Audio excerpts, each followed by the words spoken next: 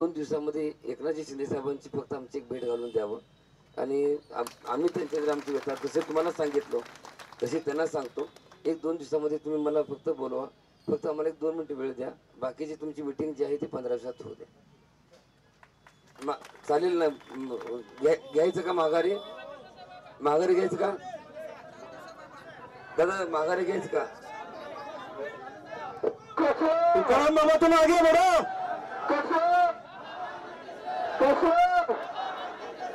तुकाराम बाबा तुम आगे बढ़ो.